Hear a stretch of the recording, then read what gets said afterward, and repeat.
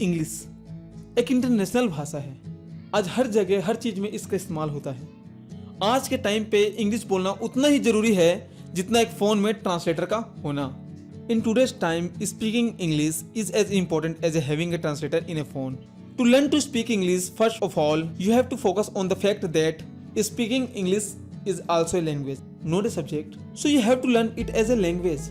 जैसे कि आपने देखा, मैंने अभी इंग्लिश में आपको बताया। अब में से कई ऐसे होंगे जिनको ये समझ में आ गया होगा और कई ऐसे होंगे जिनको ये समझ में नहीं आया होगा। जिनको समझ में आया होगा लेकिन वो बोल नहीं पाते हैं। आज का ये वीडियो हर किसी के लिए है। तो इंग्लिश सीखने के लिए सबसे पहले आपको इस चीज पे फोकस करना है कि इंग्लिश भी एक भाषा है, जैसे हिंदी, पंजाबी, गुजराती, मराठी और भी बहुत सारी भाषा हैं। आपको इसे भी वैसे ही सीखना है जैसे आपने अपने भाषा को सीखा है। आज मैं आपको तरीका बताने वाला हूँ जो आपको इंग्लिश सीखने में मदद करेगा। तो देर न करते हुए चलिए उन तरीकों को जानते हैं जिनके जरिए मैं इंग्लिश सीखा और भी बहुत लोगों ने सीखा।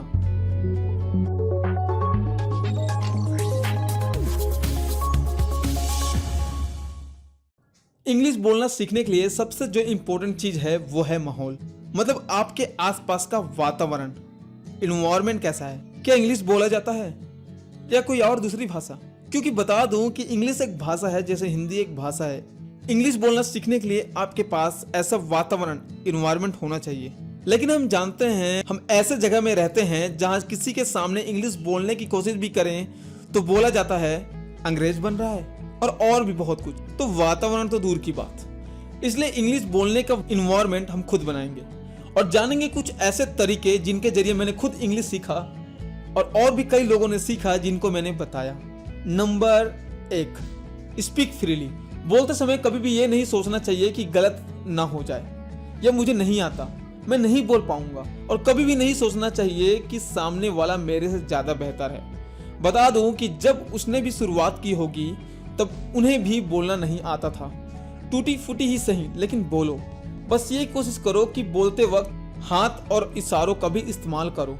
अगर आप किसी भी तरीके से सामने वाले को टूटी फूटी इंग्लिश बोल के भी आप समझा देते हो कि आप बोलना क्या चाहते हो, मतलब आपको इंग्लिश बोलना आता है। इस बात को याद रखना, आप जो भी भाषा बोलते हैं जब आपने उसकी शुरुआत की होगी तब शुरुआत में आप सही से नहीं बोल पा रहे होंगे। जैसे एक छोटा बच्चा सभी चीजों को टूटी फूटी भाषा में बोलता है, जैसे माँ, पा, रोटी, मम, लेकिन एक वर्ड में ही हम समझ जाते हैं कि वो बच्चा बोलना क्या चाहता है और फिर धीरे धीरे वो पूरी तरह से बोलना सीख जाता है। वैसे ही आपको इंग्लिश बोलते समय टूटी फूटी ही सही लेकिन बोलना है। उससे पहले आपको क्या करना है, कुछ चीजों को आपको याद रखना है, याद कर लेना है। कुछ वर्डों को याद रखना है आपको जो हमारे रोज के काम में आते हैं, जैसे खाना, जाना, पीना, लिखना, बोलना। इसकी लिस्ट भी मैं अगर आप मांगोगे, कमेंट करोगे तो इसकी लिस्ट मैं वेबसाइट में भी दे दूंगा। और भी बहुत सारे वर्ड हैं जो हमारे रोज के काम में आते हैं। Number 2, choose A category.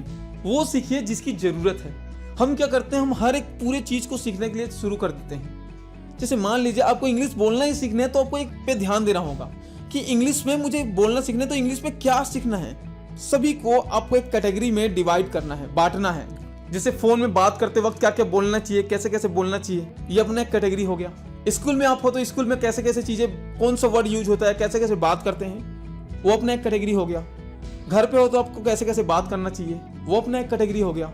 आप अगर इसे कैटेगरी में डिवाइड कर देते हैं तो आपको सीखने में आसानी होगी और ये बहुत ही काम आता है। जिस चीज की इंपॉर्टेंट है उस चीज को आपको उसी चीज पे फोकस पहले करना है सीखने में। अगर आप जॉब करते हो तो कंपनी में जब आप सबके सामने, तो उस वक्त आपको कौन कौन से वर्डों का इस्तेमाल करना है, क्या क्या चीजें होनी चाहिए, क्या क्या आपको कैसे कैसे बोलना है, किन किन वर्डों का यूज होता है काम में, वो अपना एक कैटेगरी हो गया। तो आपको ऐसे ही इंग्लिश को कई भागों में डिवाइड कर देना है और उसी हिसाब से फिर याद करना है जो जो आपको जरूरत पड़ते जाएगा। उसी तरीके से आपको सीखते जाना है। आप ही जानते हैं एक समुद्र को पार करने जाएंगे तो आप जानते हो क्या होने वाला है, लेकिन आप वही अगर एक समुद्र के छोटे से पार्ट को पार करें तो आप कर लोगे और दूसरे दिन उसी पार्ट के आगे वाले पार्ट को थोड़ा सा करके करो तो कर लोगे। ये कैटेगरी के तरीके को आप हर जगह इस्तेमाल कर सकते हो, चाहे आपको गाना सीखना हो, चाहे आपको गिटार सीखना हो, चाहे आपको डांस सीखना हो, चाहे आपको इंग्लिश बोलना सीखना हो, आप हर जगह इसका इस्तेमाल कर सकते हैं। मैं इसका इस्तेमाल करता हूँ और हर एक चीज को जल्दी जल्दी सीखने की कोशिश करता हूँ। इस तरीके से आप भी ट्राई करें और फिर देखना आप में कैसे इंप्रूवमेंट आता है। Number 3, watch movies in English. ये तो अक्सर आपने सुना होगा कि इंग्लिश सीखने के लिए एक माहौल की जरूरत पड़ती है, जो मैंने आज आपको बताया भी।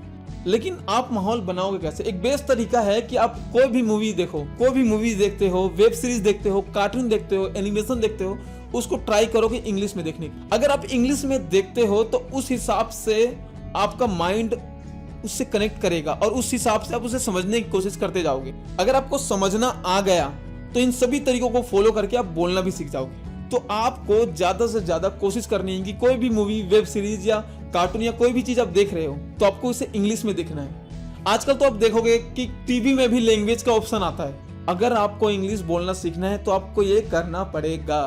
तो इसे ट्राई करो, इसे कोशिश करो। मैं अक्सर कोई भी चीज देखता हूँ तो इंग्लिश में ही देखता हूँ, ऐसा नहीं कि हिंदी में ही नहीं देखता। अगर एक बार आपको आ गया फिर आप दोनों भाषा में देख सकते हो, लेकिन आपको माहौल चाहिए तो ये बेस्ट तरीका है। शुरू में दिक्कत पड़ेगी, ये मैं खुद आपको बोल रहा हूँ, लेकिन धीरे धीरे आप सीख जाओगे। जब आप देखोगे उनके बिहेवियर को, उनकी बॉडी लैंग्वेज को, कि वो बोल रहे हैं उस टाइम क्या कर रहे हैं, तो आप समझना शुरू कर दोगे। शुरू में दिक्कत आएगी, मुझे भी आई थी और हर किसी इंसान को आती है। और दिक्कत किस चीज में नहीं आती, बस आप कोशिश तो करो। और अगर आपको सीखना है और हजारों रुपए, हजारों के लाखों लोग देते हैं कोचिंग्स में और जगह जगह, फिर भी नहीं सीख पाते, तो ये बेस्ट तरीका है, वो भी घर में सीखने का। Number 4, change habit.